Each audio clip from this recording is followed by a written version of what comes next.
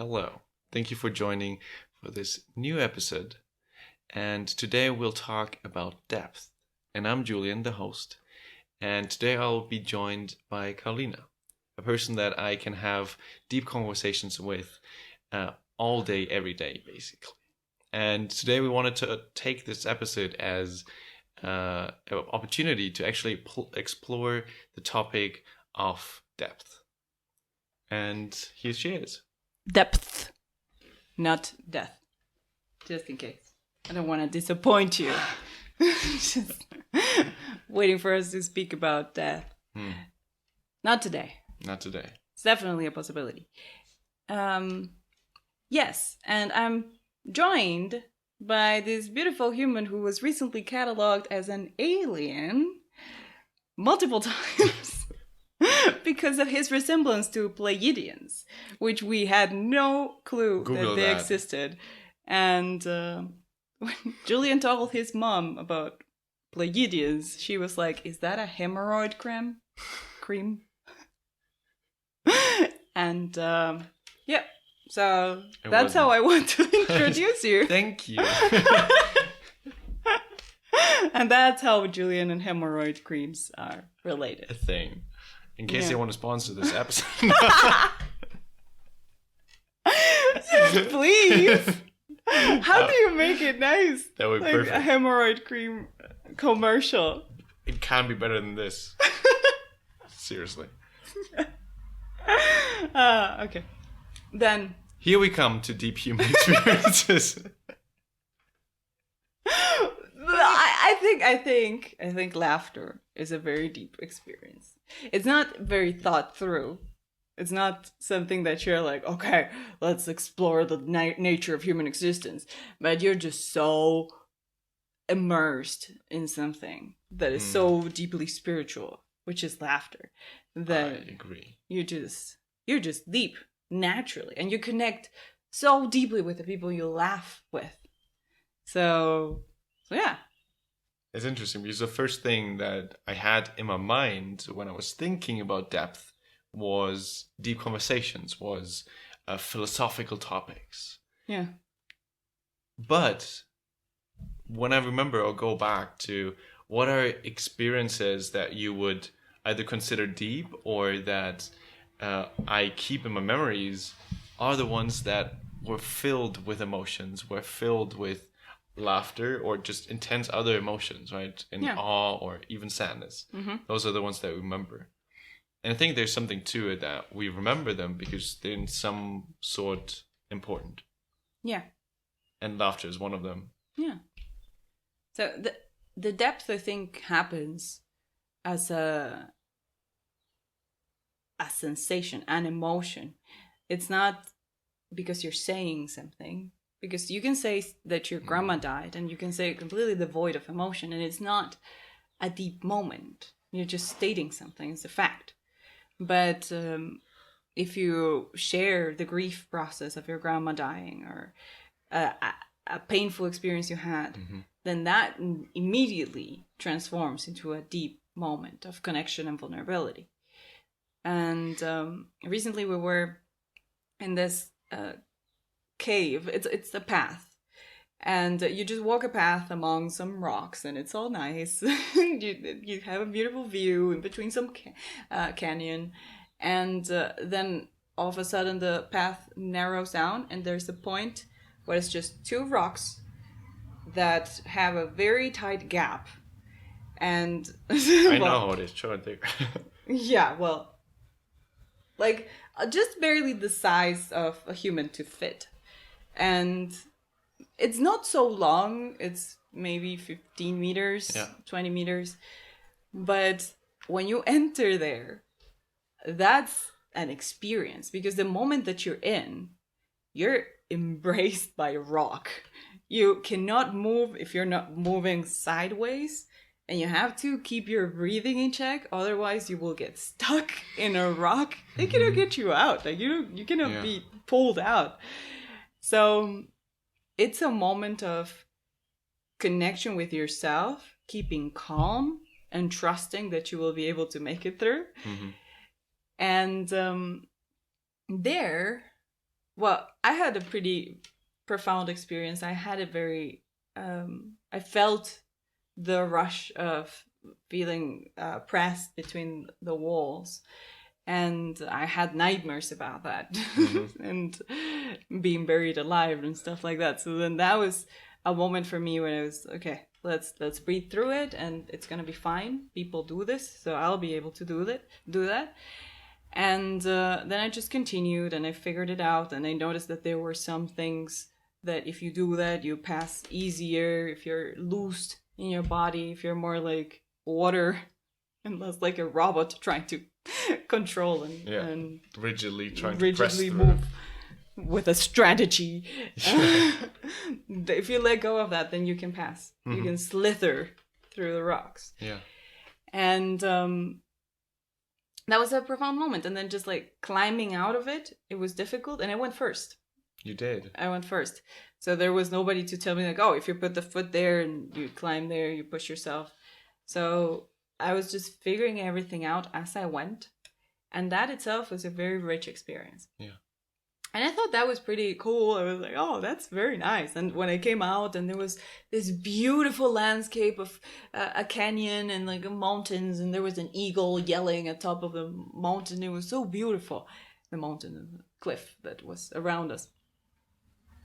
And that was very nice. But then other people started to pass. And then other people started to have problems crossing. Yeah. And they were not psychologists. So they were freaking out. They were like, I cannot breathe. I cannot continue. I cannot do this. And then I was there from the top, just telling them. Guiding them yes, through. you can. Just take a deep breath. Yes, you can. You can do this. You're strong. Yeah. You made it this far. And I was just encouraging them. And then you were pulling them out. Like you were helping them through the birth canal, because it is said that it resembles a birth canal. And that became a very profound experience. We were helping my mom through it. I was singing to her so she would calm down and continue. Then with other people, there was this girl that was claustrophobic. We were encouraging her and telling her, like, just take it slow, go as far as you can. And imagine if you cross to the other side, you beat your phobia. Mm-hmm. So it was just this couple of minutes interaction with people. Yeah. But it was in this profound place, and they were in a profound state because they were freaking out. This was a transition point in their lives. And we were there for them and helping them. So there was a lot of depth, and I remember. I love there was a very important moment for them in their lives, because I think what's also connected maybe with depth is that that's something special happening. It's not the day-to-day routine. I think I would call it the superficial one. Is like continuously the same in a way without having really deep emotional experiences. So what happened there was really that the person went over there or through their barrier, the limitation, what I think they could pass through. Especially the claustrophobic person was like, I can't do this, I can't do this. She was coming back and then going back in. And I think that is something, a deep, either changing or just a deep emotional, if not spiritual experience. Yeah. That's what I think that's what I take out of this a little bit. But I think I also want to add to this, what you were describing for you was a very profound experience going through this. And it was a bit different for me. And I think that's also very, very interesting and important to see that there can be differences between what one person thinks is deep, what the other person thinks is deep, what feels is deep. Yeah. Before I was thinking, actually, before even this recording, there's general depth versus general superficiality. I don't think so anymore, actually. No. It's really interesting to see and observe the same thing that happens to one person can be deep and spiritual and changing and a really emotional thing. For the other person, it's like, interesting. Was a nice challenge. Yeah. That's how I perceived it. Well, It's in The Rock, there were a couple of people that were just going back and forth. They Yeah. didn't give a shit. Exactly. It was, They do it as well, yeah. It was super fine for them. Yes. And I remember being there and being like, I could do this all day. I was so thrilled by sharing these moments with these people. Yeah. But to what you are saying, it's contextual. There's some people that didn't need the help, Mm-hmm. didn't care. They just went through it. That's it. Not interested in befriending a stranger. Yeah. But there's those people that really need it, and that this is a pivotal moment in their lives. So circling to what you were saying, I think there is context to the depth. So each person takes depth in something different. Yeah. I was thinking that it might be that there's something at play for some people. So that's where the vulnerability comes in. Because you can share a story that is deeply traumatic, and you can share it from a narrative place and not really feel a feeling. Like I've had it with people that came to me to the therapy room after having multiple psychologists, and they would just tell me like, yeah, and then my mom abandoned me, and then this thing happened, and like a very profound event, deep things that happen that are wounding and that hurt you desensitize from them. So then it's not a deep moment. It's not a vulnerable moment. But when you cross a threshold that you're sharing something, you're opening your heart in a way, and there's like this peeping into a person's soul, like a deeper essence, then that's when the depth just naturally happens, even if you're not looking for it. Mm-hmm. And that's how it happened in this place. Like the people that had claustrophobia, or that were overweight, or had some sort of difficulty to cross that, they were naturally vulnerable. Like they couldn't hide those things, and then that just made it a more profound thing. Does that make sense? So I think what I get from it, and what I also, when I go through, if you just like quickly skim through your life the last 5 years, what do you remember? Usually are those deeply either changing or important moments where, oh, after I did this meditation course, after the ayahuasca ceremony, after we made the move to be the nomads, after those things, or the conflict conversation with the parents when that happened. Like all of these things stuck somehow in your mind because it moved you. Yeah. And I think for me that feels like a experience-rich life, but also at the same time deep. When you really go through them. But what also just comes up now when you said, oh, but some people just brush it off and say, oh, it's nothing, and say the story without really putting effort or emotion in it. Then this is also a bit how it's being coded in your mind, and you just push it aside. Yeah. And I think what we talked about earlier, when you really go back into those experiences and see what insights were in there, what do you take really out of it, sometimes really rethinking them afterwards brings additional depth into it. Yeah. When you really go, why did this happen to me? Why did I do this? What can I learn from this? And I think that, I don't know, puts like another level under the experience that happens. If you're not like cognitively just try to figure it out, but try to experience it. How is that changing me? Really going into it intentionally. Yeah. And sometimes we're not ready to see the depth of an course. Event. Like, I think our mind is wise, and sometimes it suppresses things, and it's like, okay, it's too we much. don't think about that. We don't talk about room. No. So that's something that is at play. That if something is too much, we will suppress it. But I think also there's levels of consciousness and awareness that we can allow ourselves to feel something or not, depending on the how much of the path we have traveled. And I think in our case, we took a lot of time for self-development. You were very mind-focused when we met. You were like all about habit optimization and like brain clarity, growth mindset. Yes.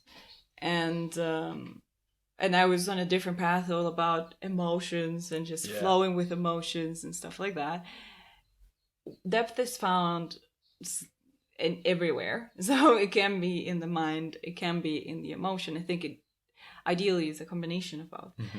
But depth comes from spirit, and I don't think we can leave spirit out of the conversation, because whenever we want to go deeper in the human experience, we need to consider whatever is flowing through us, whatever life force energy is flowing through us, that just adds another layer to being human.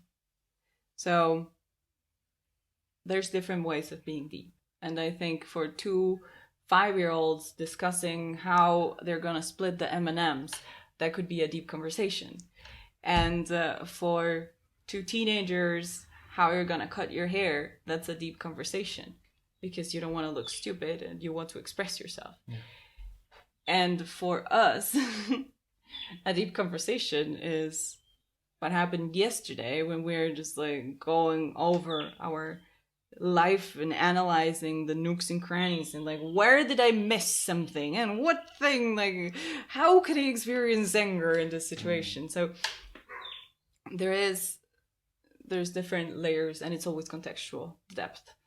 But I think there's a sparkly component, and that's either emotion, spirit, vulnerability, whatever it is, it's always lingering. It's a I like that you bring spirit into the conversation, because I think it brought me to different levels of depth as soon as I was able to experience or was open for spirit.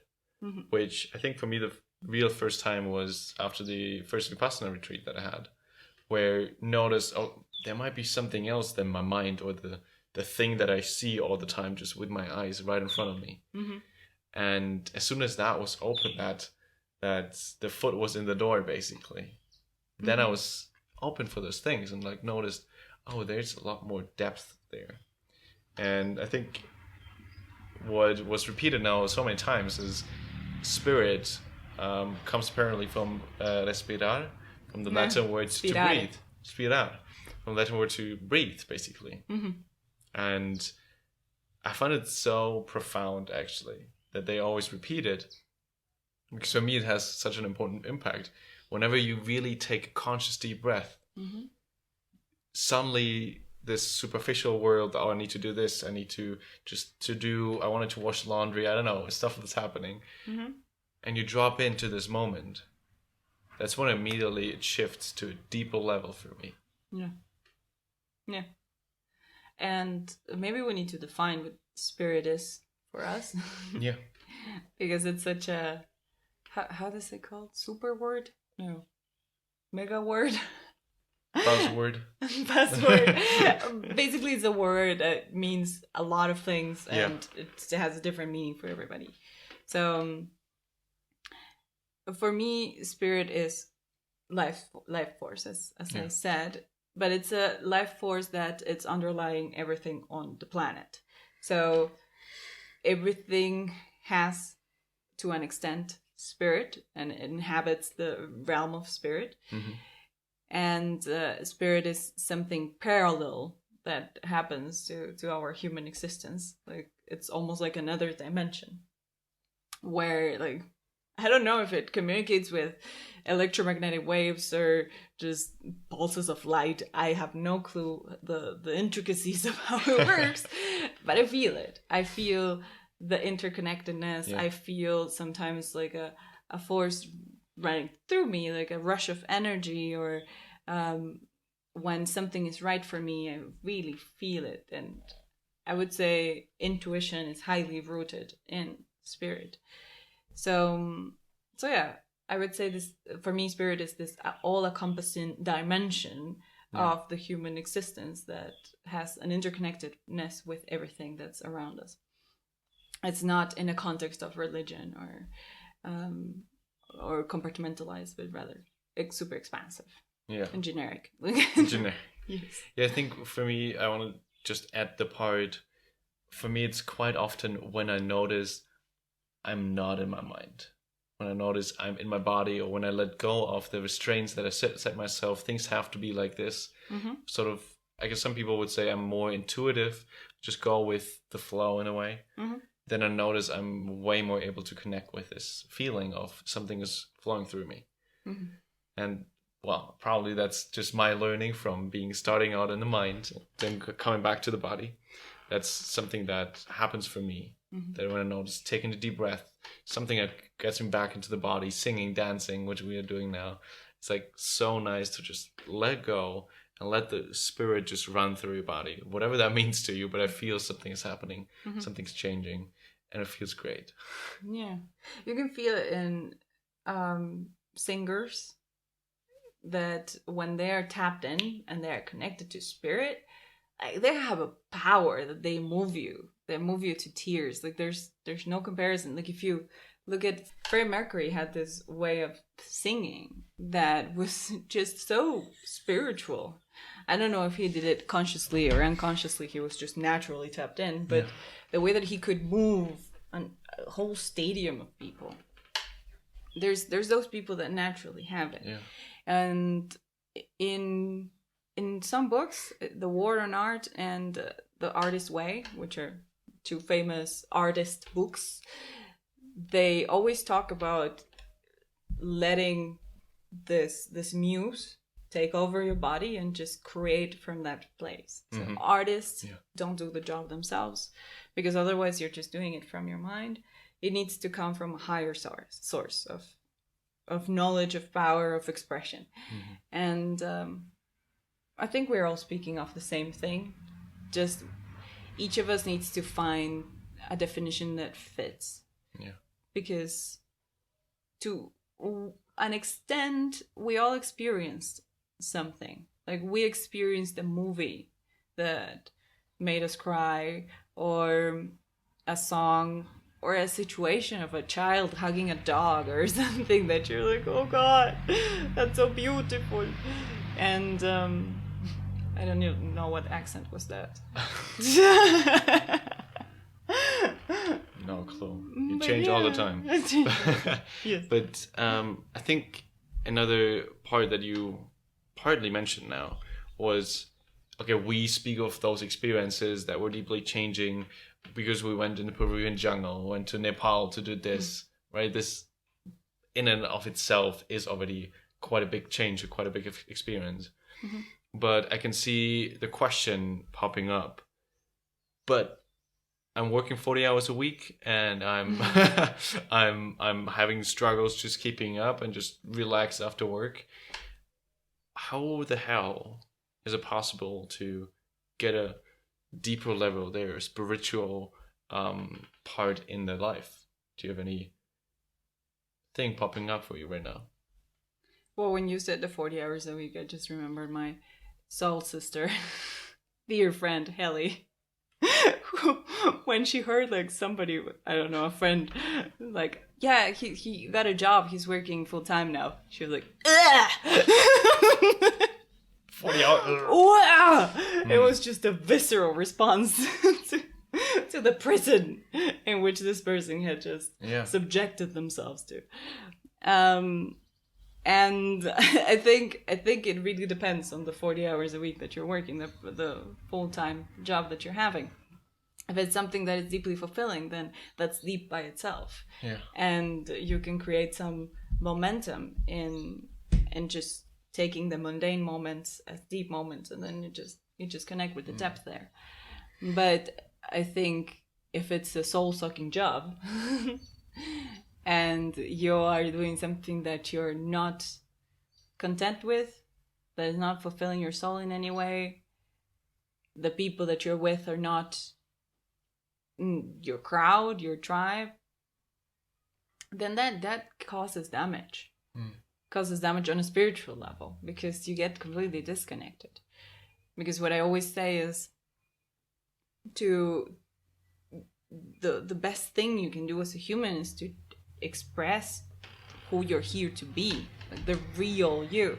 And the real you is determined by your values and your aspirations and your purpose, your mission, all of the beautiful things that inhabit your heart. And if you're just suppressing all of those, then you're more in survival mode than in thriving, living mode. So yeah, it's difficult, but you can still find those moments separate of the day-to-day hustle. Mm-hmm. It could be at night winding down with a podcast, and then eventually writing in a journal, doing some yoga, meditating. But yeah, it's more of a habit and a way of living. Yeah. Like to insert depth in everything you do. Insert depth here. What I think find interesting about that is you mentioned journaling right now, because that helped me a lot focus on different parts that I wanted to focus on. And with that tool of journaling, what I have in mind now, I don't have experience in 40-hour work weeks, but what I would ideally do is probably have in my journal like the prompt of like what was bringing depth to my life today, or what brought it up, when did I feel good emotionally, or when was I touched, when was I moved is a nice word. And bringing those moments more and more in the life. Maybe it is the talk at the water cooler. Yeah. Maybe it is like, I don't know, just for yourself working on a creative task rather than in being in meetings. It can be being in meetings and guiding everything and being like this person who creates, alchemizes this energy of group work to happen perfectly. Can be any of those things, right? But finding what gives you spirit in those situations and honing in on those. Yeah. And really then feeling, okay, that was actually important, and trusting your emotions. I know what I'm talking about. If you don't trust your emotions, you won't find it. But it's just really finding those situations that make you feel something. Yeah. That's what I would say. I did work this full-time, a full-time job for many years. And when it was just pressing buttons like a monkey, I could feel my life slipping away. Like I experienced different positions within the same company. Yeah. And as I moved up the ladder, and then I was a tech leader, which is maybe in charge of 7 people. And then I was a team leader, and I was in charge of 22 people. And that actually changed the game, because the moment that I was dealing with people and not with things, then I was able to enjoy what I was doing. So it was the most boring job ever. It was updating the software of cash registers of a supermarket in the US. Like that was the job. I was IT support, let's say. But the fact that I had a team, and if I noticed somebody was not feeling good, I was asking them, how's life going? Do you want to talk about something? I was also studying psychology. I was about to get my degree, so it was just a couple months before. So I was also armed with a bunch of tools, and there I actually started enjoying the job, and I was finding a lot of fulfillment in that job, until it didn't align with my values anymore, and then I had to leave that job because they were firing people just because the numbers wouldn't add up and stuff like that. And I was like, this is my team. These are my people. I protect them. And if half my team had to go, I had to go too. Yeah. So okay. It was, but then I had my heart in it. Before I was just pressing buttons, brain dead. So being really invested in something is really important when you mention it now. Like feeling that this is important to you on some level. Yeah. and finding where you shine. Yeah. Because for me, object orientation is not where I shine. It's people orientation. Yeah. And if you give me a command to run in a computer 55 times a day and I just have to do that, I'll tune out. I'll become a zombie. But if you give me a team of people with their normal human struggles and the conflicts within the group, like my group was kumbaya, like they were all hippies. Not hippies at all, like they were not at all hippies, but everybody would get along and bullying was not allowed. It was like, okay, if you want to reject this person, not like do it privately, because there's not in this group we all love and support each other, and then there's no space for rejection. If you have something constructive and nice to say, well, that's a different deal. Yeah. So anywho, the thing is, find what you do that brings spirit into you. Yeah. So whether if you're a creative person and you are assigned some projects that are designed, just take that chance. Like, don't treat it as a normal task, as everything else that you just do, adding in the grind. Yeah. But just, I think you really have the decision of taking it as a normal thing, something that one does, something that one does in your day to day, or make it something special for yourself. Just making that for the next, I don't know, this task of making everybody feel good at their job. That just the main thing, and put all the heart in there. yeah. I think that's giving really some spirit, because as I said, you shine then. You should only choose the thing that really interests you, right? Yeah. But I think that was now a lot now on the individual level of how can you put that into your personal life on an individual level, basically. Mm-hmm. But I think, at least for us, it's very clear that a deep life is more fulfilling, is it's feeling really good, it's emotion filled, it's spiritual filled. Mm-hmm. And how would that also be if either bigger societies or humanity would be filled more with a deeper life, would have lived more deeper life? Mm-hmm. First off, probably, is that even possible? But maybe second, to go even deeper, how could that be created? Like, what kind of ideal world could we create when there would be a deeper life on the individual level, but also on the collective level? Mm-hmm. Does it make sense? Yes. Okay. Do you have an answer? I have an idea, but Okay. please. No, you can start. Okay. So as we, I guess, said, for us it's an important part, and a very part that fulfills us more and more. Mm-hmm. I think on a collective level, because of what happened to me or to us, I think, is we feel generally happier and generally like more fulfilled and have more energy. Just out of nowhere we wanted to create this, mm-hmm. because we had some inspiration that we wanted to do something. Yeah.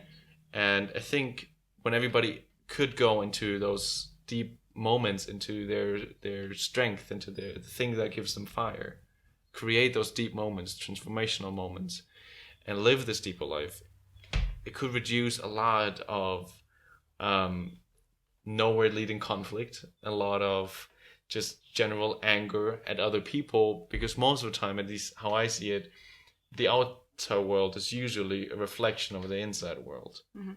And if you're deeply angry and constantly complaining, it's usually something you're frustrated with yourself, about your own life. Mm-hmm. And so, long stretch, but I think when you can live for yourself a deeper life, a more fulfilled life, then on a collective level, that would reduce a lot of the inflammation, a lot of the anger, a lot of the things that bubble up, because you're frustrated with your own life as well. Mm-hmm. Yeah, I agree. I think it's a change that it's difficult that it happens collectively. Yeah. If the pandemic didn't make it happen, where everybody was put in the corner and like think about in your the same stuff. corner. Yeah. Which is Just important. go think about what you've done. And if that didn't do it, if that didn't cut it, I think it comes from individuals going deep within, unraveling their own mysteries, their own human curriculum, and the programming that they bring and how they want to program themselves to move forward. And I think also the deep connection to oneself. I think that's really, really important. And the more people connect to themselves, the more groundedness and intention and direction and kindness there's going to be. Because when you connect to your true self, and that's not a true self coming from trauma or fear of being destroyed, then that true self becomes most of the times kind. I think every time becomes kind, because as humans we have imprinted in our DNA that we live in community, and we're wired to survive as a species. So it doesn't make sense to tap into the more primal aspect of just destroying other humans, feeling threatened by them. So I think when we realize that the moment of evolution that we are at, and that within us lie all of these beautiful values, qualities that we have, then we can start spreading that. There's one person here, one person there. The more people do it, the clearer it becomes. It's less convoluted. We're less vulnerable to forces that want to keep us in fear. Like, for example, watching the news. Like, if I watch the news, I gag. I cannot. I'm like, take that off. I cannot handle it because it's so out of tune with who I am that it doesn't match. Yeah. It's like me putting the clothes of a 5-month-old baby. Like, I cannot. It doesn't fit. It doesn't fit my body, so the news don't fit my soul. Yeah. And then the more we're connected with ourselves, the more we realize, oh, there's so much that doesn't fit. Yeah. And if you understand yourself, you also understand others better. So I think if the countries were speaking, like the leaders of countries, and I'm not pointing fingers, but Putin. No. Just in general, if the leaders of countries would have clarity in their own values and what they stand for, it would be a way more transparent ground. So if Putin was like, I just want to expand my country, I want to keep the industry flourishing and the people chill, like, and that's my agenda, those are my priorities, transparency, then everybody would be like, okay, well, this is what we are playing with. And England is just like, oh, we want our football. and we want to have our economy separate because we want to flourish as a separate continent. That's not a continent. No. A separate landmass. And I don't know what other priority England could have. I don't think those are priorities of England, really, but I'm just citing examples. Yeah. And if everybody would clarify individually and collectively what the values are, then it would be clearer to communicate between people and the countries that you're representing, so the person leading the country doesn't get in the way of the diplomacy, because sometimes the ego of the person is like, I'm so great, just I need to prove my worth. That gets in the way of politics. And it's like, no, let's be all representatives of a nation, and this nation has these values. And if the values of your nation don't represent you, just go somewhere else. Like, that's a really good assessment. So I think self-awareness and transparency are ways where we could transform into a more harmonious society, where there could still be nations and there still could be leaders, but the leaders are not leading for themselves and their own pride and their own fulfillment, but they are representing a nation, and the nation is collectively deciding on which values it holds. And yeah. And if you spin this further, how would a world look like that is, I guess, more in tune with themselves, that is more in depth, experiencing maybe spirit? How would that on a collective, global level look like? Just envisioning it. On a global level, or like we follow the life of Stuart and Janet. No, on a global level. We get later back to Jordan, Janet. Those are not names. Stuart and Janet. Yes. And just checking in with what are the things that each of us can do. Going back to action. But now the envisioning part of how could it look like a world where we would be living deeper lives, or more connected with spirit, and doing the things that deeply fulfill us. Yeah. Well, first of all, we would stop destroying land, because we would realize that we need the earth to survive. And if we don't have the earth, we don't have a place to live, or eat, or drink water, or breathe. Nothing. And I think there is, whenever we go back to our own identity, we start getting connected a bit more to nature, to different degrees. Like some people cannot stand bugs, and that's okay, but still just realizing that if you pay attention to who you are, you will start paying attention to what you eat, what you put in your body. So then that becomes important. Are you going to eat Oreos all your life, or are you going to eat a proper tomato that it's like coming from a rich soil? So I think that would be one of the consequences, that the agricultural system would be revolutionized, and there would be more sustainable ways of producing food, and reforesting, and that way just lowering the levels of carbon on the atmosphere. And I'm not an expert in this, but I think it's just the way that things would go if nature takes back the portion of the land that nature deserves. Then I think everything will start falling into place. And I also think that more harmonious communities would emerge, where everybody starts playing a role, and it becomes more of a tribal thing of, okay, you are the person keeping the peace, you're the person that's the healer, you are the person that's the provider, and you just go and gather wild fruit. And if we reconnect to those roles that we had at some point, then there is this synergy between humans, and we realize that we need each other, and there's no need to fight or divide.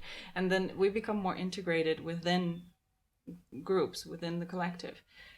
The Native Americans would consider everybody as a brother. It's like the brothers and sisters and the ancestors and the descendants.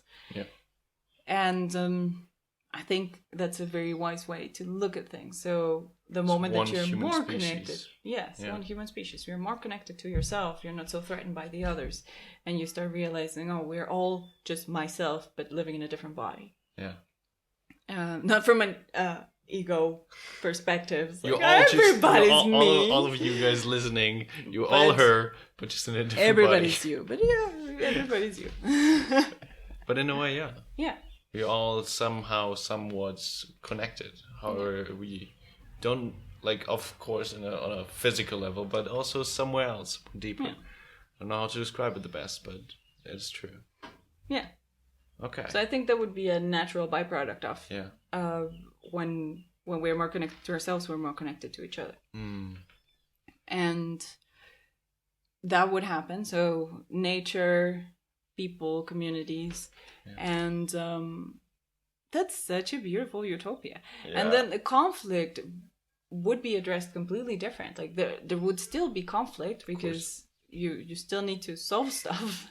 And it's good because of different opinions. We need conflict. And the conflict aids evolution. What? There's always going to be conflict, because that's the way that we evolve. But it's a more compassionate conflict, and it happens for the better, for the good, and it's not so threatening, but rather it's an opportunity for growth. So I think that's the distinction I would make between our world as it is right now, Yeah. and a world where everybody's more comfortable with themselves. So conflict would be dealt just differently, a lot differently, rather than what comes to my mind is, because I was recently suggesting that to other people, is the nonviolent communication. Mm-hmm. It's just like figuring out what happened, figuring out what you felt, and then figuring out what you actually need. Mm-hmm. And then a suggestion towards the other person, hey, it would be amazing if you can do that. And then the other person does the same thing, and you eventually get to a point where you can find a compromise. Mm-hmm. Yeah. I think that's still a great tool, so on a collective but also individual level. Yes. And I think that's an amazing utopian vision. Mm-hmm. I love it. I would also sign it in that way. But I think what you said, is that not an English expression? Just sign it? No. Well, could something. I definitely agree with that. And what you said with when you're connected to yourself, you can connect with others better. Mm-hmm. And I think they're just adding the layer on top of, once we also connected with ourselves and others again, a lot of other things like our anxiety, not feeling good enough, all those things sort of slightly fade, I think, because we see everybody else around and are not on Instagram. Mm-hmm. And we see the perfect lives of others. I think that's actually quite detrimental happening now. Yeah. That it disturbs our vision of how other people live their lives. Yeah. And we feel lesser than others constantly. And that's not good for a healthy ego. We do need an ego, but we don't want to have it based on fear or resentment or jealousy. Yeah. And so I think that would also really help on a collective level when we can deal with conflict, but also connect with ourselves. Mm-hmm. Okay, that's an awesome utopian vision. As I said, how can, as you said, Stuart and Janet make a step towards having more fulfilled, a deeper life? Okay. So Janet works in a shoe factory, same as Stuart, but she glues the soles of the shoes, and Stuart ties the laces. One day, Janet is working with the shoes, and the shoe goes into the machine that packs them, and her arm is somehow glued to the shoe, so then her arm gets stuck in the machine, she breaks her arm, and all of a sudden That's what she should do. No, that's not what she should do. That's what happens. That's naturally what happens. That's what naturally happens in life. That's how life has this subtle ways of hinting us that we're not in the right path. So then Janet has to take 3 months off because her broken arm doesn't allow her to glue the soles of the shoes. And in those 3 months, she starts, well, first of all, she gets bored shitless for the first month because she doesn't know what to do with her life. And then afterwards, she starts gardening and painting and singing and doing all of these things that she didn't know she liked to do. And she starts discovering history and other things that she's interested in, and realizes that life is not about gluing shoes, and that she's a multifaceted, layered human that can do a lot more than just put glue on the sole of a shoe. So Janet, in this case, takes the invitation and she starts to acquaint herself with herself, get to know her desires, and slowly start to form a vision of how would a good life look like. And we all get those Janet moments where our arm gets broken. So it's just invitations of life. Just to you get fired from a job, or you miss an exam or something like that, and it's like, okay, take it as an opportunity to reassess. Yeah. Check what your life is craving right now. So that could be one path. that Janet goes into, and then she starts doing more of what makes her happy, and she realized, oh, she actually wanted to be a photographer in the end after doing all those things. So then she starts finding a job, maybe even within the same company, photographing the shoes that are just made for advertisement. Yes. And in her spare time she photographs babies. Okay, so the hint that you're giving what Janet and Stuart could do on an individual level is to really take time for themselves to reassess, ponder, think about what you want to do really with this lifetime. Really and taking in the case time. of Janet, it was not very optional. It was life putting it on her. Now we go to the story of Stuart. I'm curious. Yes. What happens to Stuart? Yes. So Stuart is tying the shoelaces before the shoes are being neatly packed into the box and sent out. And he every day he's very present in the moment that he's tying the shoes, and he made it a ritual to be there. Whatever he's doing, he's doing it concentrated. But he starts realizing that it's not just about tying the shoelaces, that he also would like to see the people that are wearing the shoes. And he gets curious about the process of the shoe. Oh, it starts as nothing, and then it becomes a sole with a fabric on it. And I have no clue how shoes are made, but okay, let's follow with the metaphor.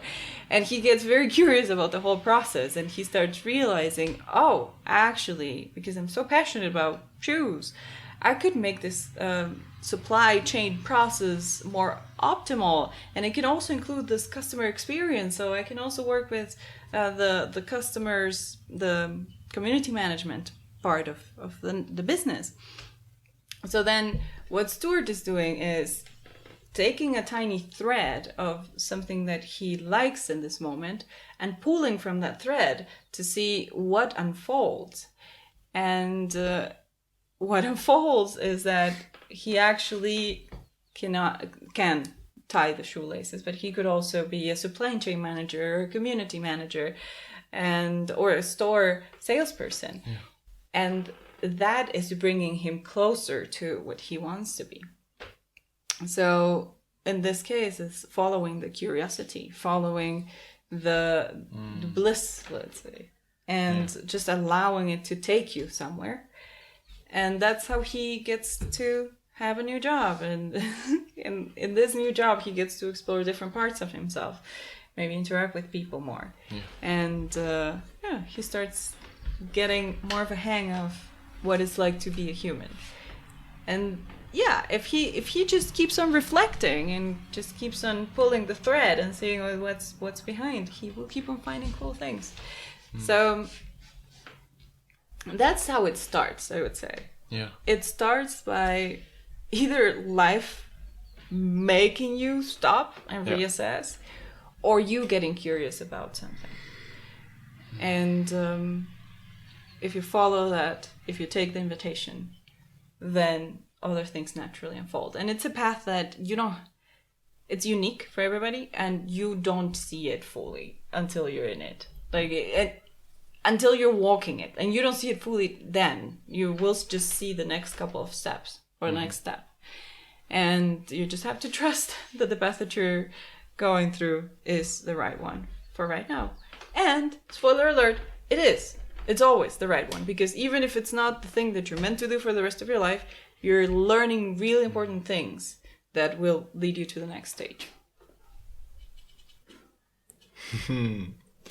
What I take from this is really at least what was for me was the connection also to emotion. So you told now two stories of two people who found their ways through bit by bit, either through an accident or through taking on a thread.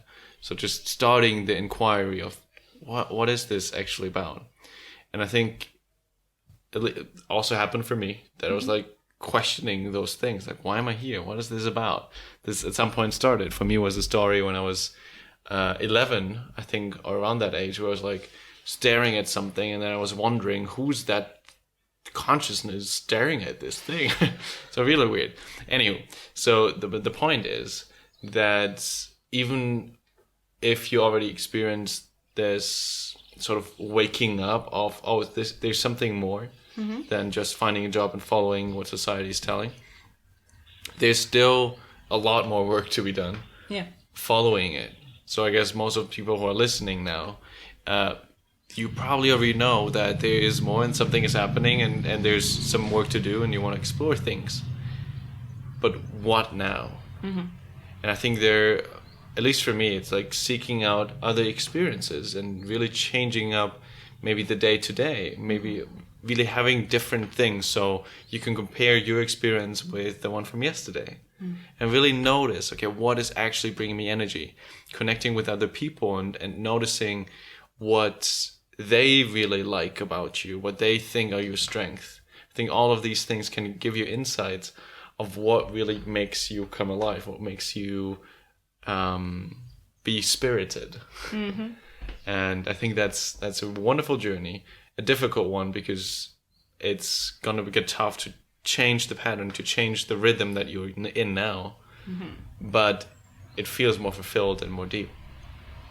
That's how I would say it and take from this. Okay. Any? That's about it. Yeah. That was wonderful. Yeah. Thank you so much. It's fun to think about the utopian future. Yeah. And also, I forget how difficult it is to become deep and get to know yourself. It takes time. It takes so long. It's so much effort. You just start journaling. It's totally worth it. Yeah. It's totally worth it. There's nothing that you can invest your time on Earth that's going to be more fulfilling than this. Yeah. But it is still a lot of work. And it takes humility and vulnerability and willingness to fuck up. Yeah. Yeah. It's all human. Yeah. It's part of the deal. It's part of why we're here. The human package. Just trying to figure it out. Yeah. All right. Thank you so much for listening. And we'll see and hear you in the next one. Bye-bye now. Bye-bye.